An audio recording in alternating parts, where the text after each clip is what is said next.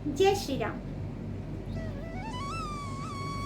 आज जो हमारी चर्चा होने वाली है वो बहुत ही रोचक है, बहुत ही खूबसूरत चर्चा होगी। चर्चा उस विषय पे है जो कहीं रामायण या रामचरितमानस में अंकित तो नहीं है, लिखा हुआ नहीं है, फिर भी कई तथ्यों पर आधारित है ये चर्चा इतनी रोचक है कि आपको सुनने में आनंद भी आएगा और सुनने के बाद आप सोचने पे मजबूर भी हो जाएंगे। आप इसके बारे में सोचेंगे। रामायण में एक दोहा है, होई सोई जो राम रचि राखा, को करे तरक बढ़ाऊं शाखा। कहने का तात्पर्य यह है कि होता वही है, होता वही है जो राम ने लिख दिया है, जो राम की इच्छा है, जो राम सोचते हैं, जो रघुनंदन चाहते हैं, वही होता है। मेरे कहने से, मेरे सुनने से कुछ भी नहीं होता, उनके चाहने से ही सब कुछ होता है। तो बात ये है, चर्चा का विषय ये है कि राम जी को जो वनवास मिला 14 वर्ष का, 14 वर्ष का जो वनवास मिला भगवान को, वो कैसे मिला? रामचरितमानस में अंकित है, उसमें लिखा हुआ है कि कैकेयी ने मंथरा के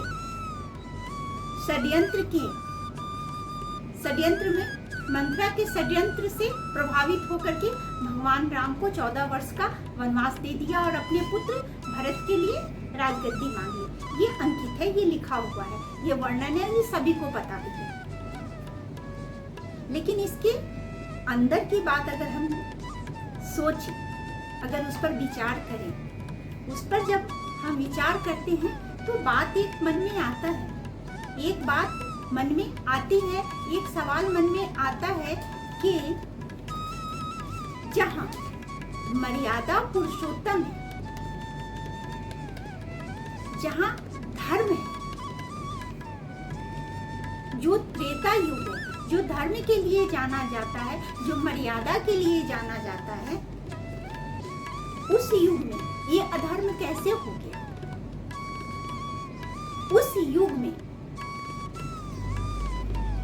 इतना बड़ा षड्यंत्र कैसे, वो भी राम के महल में, वो भी राम के माता के द्वारा? है सोचनीय प्रश्न, है ना सोचनीय प्रश्न कि जहां स्वयं राम है वहां मर्यादा का हनन कैसे हो सकता है? वो माता कैकेयी जो राम को अपने पुत्र से ज्यादा प्यार करती है, जो अपने पुत्र से ज्यादा स्नेह देती है, वो माता 14 वर्ष का वनवास कैसे दे दिया? उस माता ने कैसे जंगल में भेज दिया अपने उस कोमल पुत्र को? सोचनीय है ये प्रश्न। और अगर इस प्रश्न के गर्भ में जाते हैं तो जो तथ्यों पर आधारित है, जो पुस्तकों में लिखा हुआ है, कुछ पुस्तकों में है जो जानकारी है, उसके अनुसार इसका जवाब यही आता है कि ये तो संभव नहीं हो सकता। ये संभव नहीं हो सकता कि मर्यादा पुरुषोत्तम के महल में मर्यादा पुरुषोत्तम की माता के द्वारा ये षड्यंत्र किया जाए, ये अपराध हो, ये पाप कर्म हो। पर फिर भी ये हुआ है, ये हुआ है। राम वन गए हैं और कैकेयी ने अपने 2 वरदान दशरथ से मांगे हैं, ये सर्वविदित है। महर्षि वाल्मीकि ने लिखा है, तुलसीदास जी ने लिखा है, असत्य कैसे हो सकता है? तो उन्होंने ये वर्णन किया है कि राम जी को वनवास मिला है और ये कैकेयी ने ही वनवास की मांग की, उन्होंने ही दशरथ महाराज दशरथ से वरदान मांगे। अब हम चलते हैं इस प्रश्न के गर्भ में। इस प्रश्न के तह में कि कैसे हुआ। तो जैसा मैंने पहले ही कहा कि होई सोई जो राम रचि राखा, को करे तरक बढ़ाऊं शाखा, या फिर ये कह लीजिए कि बिन हरि कृपा डोलही नहीं तृणा, बिना हरि की कृपा के एक घास भी एक तिनका भी नहीं हिलता। फिर इतनी बड़ी बात कैसे हो गई? नहीं हो सकती। तो अब इसके पीछे कारण क्या है? इसके पीछे कारण ये है क्योंकि स्वयं प्रभु चाहते थे ऐसा, क्योंकि स्वयं रघुनंदन ऐसा चाहते थे। तो प्रसंग है कुछ इस तरह से कि एक बार प्रभु भगवान राम अपने बगीचे में बैठे हुए थे। माता कैकेयी आई, उन्होंने देखा कि रामलला भगवान राम थोड़े से उदास है। तो माता का मन, उन्होंने पूछ लिया कि पुत्र तुम क्यों उदास हो बेटे? भगवान ने कहा नहीं माता, मैं उदास नहीं हूँ। आपको क्यों ऐसा प्रतीत होता है? आपने ऐसा कैसे फील किया कि मैं सैड हूँ, मैं उदास हूँ? माता ने कहा कि बेटे दुनिया से कुछ भी छुप सकता है, पर माता की आंखों से पुत्र की उदासी, पुत्र की खुशी, पुत्र के अपने बच्चों का कुछ भी नहीं छुपता। माता जान जाती है। माँ का हृदय ऐसा होता है कि अपने बच्चों के जो बातें कहते नहीं है बच्चे, उस बात को भी माँ का हृदय जान लेता है इस बात को। तभी तो माँ बच्चा जन्म लेता है और बच्चे को भूख लगी है या नहीं लगी है, माँ को पता चल जाता है कि इस टाइम पे उसे खाना देना है क्योंकि उसे भूख लगी होगी। बच्चे के रोने के पहले ही या बच्चे के रोने के स्वर से वो समझ जाती है कि हाँ मेरे बच्चे को भूख लगी है। तो माता कैकेयी ने कहा कि बेटे तुम किसी से भी बात छुपा सकते हो पर माँ से नहीं छुपा सकते। तुम उदास हो, अब बताओ कारण क्या है उदासी का? भगवान ने कहा माँ मैं इस बात से विचलित हूँ, थोड़ा परेशान हूँ, थोड़ा सा उदास हूँ इस बात से क्योंकि मेरा जो जन्म हुआ, मेरा जो अवतार हुआ है, मैं जो आया हूँ पृथ्वी पे, इसलिए नहीं आया कि मैं राजमहल में बैठूं और सुख भोगूं।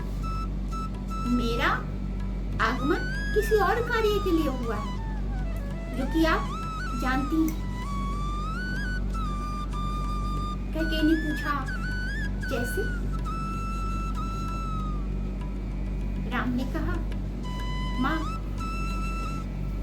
वन में राक्षसों से पीड़ित होकर भी ऋषि मुनि सिर्फ इस आशा में बैठे हुए हैं, सिर्फ इस अभिलाषा में बैठे हुए हैं, सिर्फ इसलिए प्रतीक्षा कर रहे हैं कि प्रभु आएंगे, भगवान आएंगे और उनके दर्शन होंगे। अब आप ये कह सकती हैं कि मैं अभी भी जा सकता हूँ, लेकिन अभी अगर मैं उनके पास जाता हूँ तो मैं राजा के रूप में जाता हूँ और प्रजा राजा से कभी भी खुलकर बात नहीं कर सकती।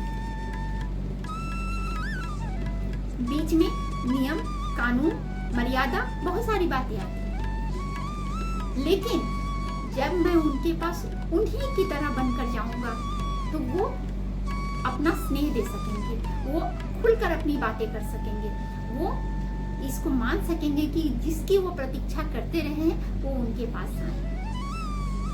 तो सबसे पहला कारण तो ये है। माता ने कहा हाँ, अब और? प्रभु ने कहा माता आप जानती हैं रावण वध जो होना है, रावण का जो वध होना है वो मेरे हाथों है, लेकिन अगर मैं राजमहल में बैठा रहा तो रावण वध होगा कैसे?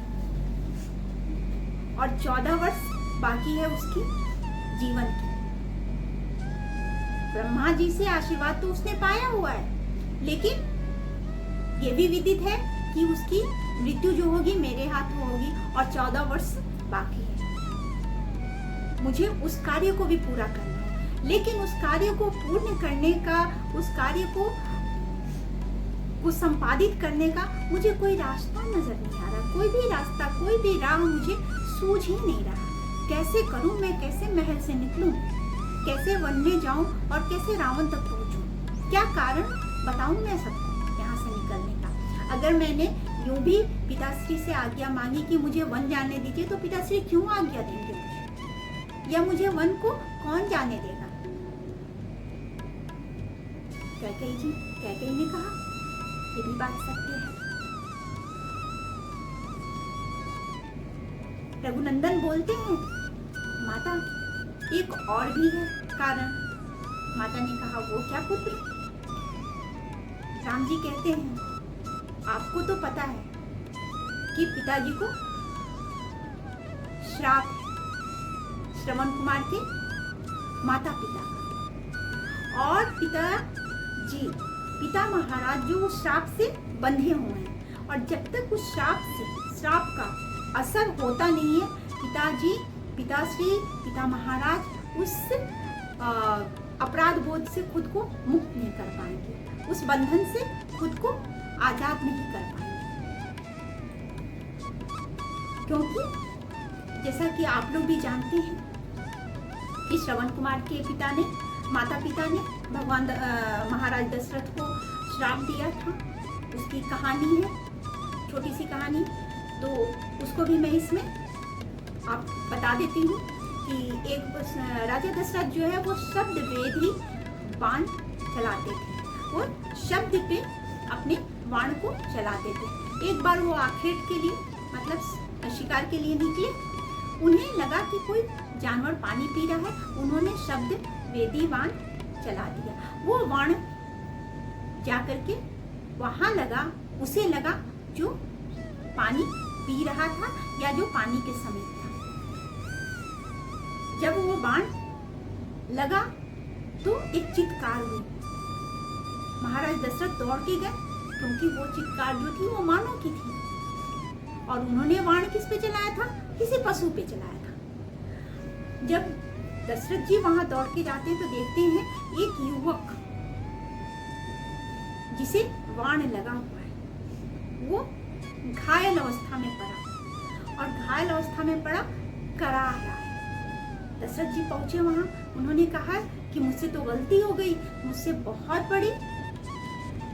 बड़ा पाप हो गया, क्योंकि मैंने तो बाण जो चलाया था वो किसी पशु पे चलाया था। वो जो युवक थे वो थे श्रवण कुमार, जो अपने माता पिता को तीर्थ यात्रा के लिए लेकर जा रहे थे। उनके माता पिता अंधे थे, और वो रास्ते में उन्हें प्यास लगी और वो उनके लिए पानी लेने के लिए आ गए थे। जब उन्होंने पात्र नदी में डुबोया था, तो पानी जब किसी पात्र में जाता है तो आवाज होती है। उस आवाज को ही महाराज दशरथ ने सोचा कि कोई जानवर पानी पी रहा है, तो उन्होंने कहा कि मैंने तो किसी पशु पे चलाया था बाण, मुझे नहीं पता था कि यहाँ पे कोई मनुष्य है। श्रवण कुमार कराहते हुए बोले कि आपको क्या अधिकार है कि आप किसी पशु पे बाण चलाए? उन्होंने आपका क्या बिगाड़ा? और ये कहते हुए उन्होंने कहा कि मैं अपने माता पिता का एक ही सहारा हूँ, और आपने उसे अपने बाण से बीन दिया। अब आप इतनी कृपा कीजिए कि मेरे माता पिता प्यासे हैं, आप उन्हें जाकर के जल पिला दीजिए। दशरथ महाराज वहां से चले, पानी लेकर के, जल का पात्र लेकर के वहां पहुंचे। आहट हुई उनके। श्रवण कुमार के माता पिता ने पूछा कौन?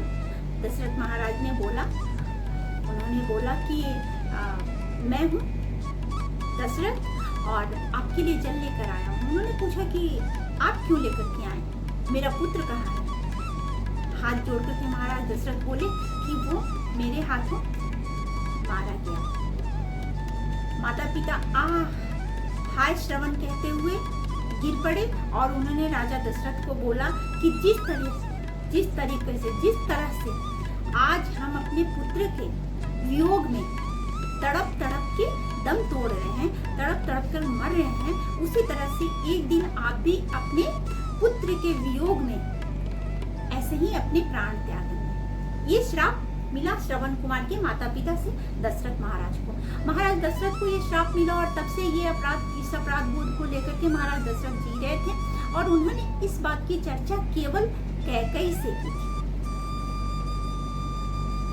माता कैकेयी ने कहा, तुमने सही कहा, क्योंकि मैंने उन्हें कई रातों को जागते हुए देखा है, क्योंकि वो इस अपराध बोध से नहीं निकल पाए। उन्होंने कहा कि ठीक है पुत्र। कैकेयी ने कहा रघुनंदन से, राम जी से कि ठीक है, अब इस कार्य में मैं तुम्हारी मदद करूंगी, मैं तुम्हारी सहायता करूंगी। राम ने कहा, माँ आपको पता है कि जंगल जाने के लिए मुझे आप कैसे लोगों को कैसे तैयार कर पाएंगी, पिताजी महाराज को कैसे तैयार कर पाएंगी। कैकेयी ने कहा कि वो बात छोड़ दो मुझ पे, वो मैं कर लूंगी। क्योंकि देवासुर संग्राम में जब देवता और दानवों की लड़ाई हो रही थी, युद्ध हो रहा था, उसमें तो महाराज दशरथ घायल हो गए थे और कैकेयी उन सबके बीच से बचा करके महाराज दशरथ को लेकर के आई थी। तब दशरथ जी प्रसन्न होकर कैकेयी से बोले कि तुम 2 वरदान मांग लो। कैकेयी ने कहा था कि जब वक्त आएगा मैं मांग लूंगी, अभी नहीं। तो कैकेयी ने कहा कि मैं अब उसी वरदान का प्रयोग करूंगी। एक वरदान में मैं कहूंगी कि तुम्हें 14 वर्ष का वनवास दिया जाए और दूसरे वन में कहूंगी कि भरत को राजगद्दी दी जाए। राम जी ने कहा कि माँ आपको पता है कि इसमें कितना अपयश होगा, आपको पता है कि लोग आपको किस तरह से आपको बोलेंगे, आप पर अपयश लगेगा, आपको लोग कभी भी अच्छा नहीं समझेंगे, पापीन कहेंगे, अपराधी कहेंगे। कैकेयी ने कहा कि कोई बात नहीं, अगर संसार की भलाई के लिए मुझे ये अपयश सहना पड़ेगा तो मैं सह लूंगी, मुझे कोई भी इससे परहेज नहीं है। भगवान ने कहा लेकिन माता, भरत इस बात के लिए कभी भी तैयार नहीं होगा कि उसे राजगद्दी मिले और मुझे वनवास मिले, क्योंकि वो मुझे अपने प्राणों से भी ज्यादा, वो मुझे अपने जान से भी ज्यादा चाहता है। वो कभी भी इस बात के लिए तैयार नहीं होगा। माता ने कहा मुझे पता है, ज्ञात है मुझे, मैं जानती हूँ कि भरत अपने भैया को वनवास में जाने की इजाजत देते और उसके लिए वो अपने आप को कभी तैयार नहीं कर पाएगा कि वो राजगद्दी संभाले। इसलिए मैं सर्वप्रथम भरत को ननिहाल भेजूंगी, उसके बाद अपने दोनों वरदान को जो है, अपने दोनों वरदान का प्रयोग करूंगी जो महाराज दशरथ ने मुझे दिया है। राम जी ने कहा माता, आपने तो वो किया है जो मेरी स्वयं की माता कौशल्या भी नहीं कर सकती। आपने जब तक ये धरती रहेगी तब तक के लिए अपने ऊपर कलंक ले लिया है, तब तक के लिए आपने अपने ऊपर अपयश ले लिया है। लोग कभी आपको माफ नहीं करेंगे। जब भी किसी सौतेली माता का जिक्र होगा तो आपका नाम लेकर के कहेंगे कि देखो कैकेयी की तरह। कोई अपने बच्चे का नाम नहीं रखेगा कैकेयी। इतना अपयश लेकर के आप कैसे रह पाएंगे? कैकेयी ने मुस्कुराते हुए कहा कि पुत्र के लिए माता कुछ भी कर सकती है, पुत्र के लिए माता कुछ भी कर सकती है और मैं ये करूंगी। और फिर सर्वविदित है, जो कि सभी जानते हैं कि किस तरह से कैकेयी ने 2 वरदान मांगे महाराज दशरथ से और महाराज दशरथ ने कैकेयी को वरदान दिए क्योंकि उन्हें देना पड़ा। और इसी दुख से, इसी राम के वियोग से उन्होंने तड़प तड़प कर अपनी जान दे दी, उन्होंने अपना शरीर त्याग दिया, उनके प्राण निकल गए। हा राम करते करते राम गए। रास्ते में सभी ऋषि मुनियों से मिले, अहिल्या को तारा, केवट को तारा, रावण को मार करके रावण को मोक्ष प्रदान किया। सारे कार्य उन्होंने संपन्न किए। सारे कार्य प्रभु जो करने आए थे धरती पर, इस पृथ्वी पर, उन्होंने संपन्न किए। अब आप सोचिए कि क्या कैकेयी वाकई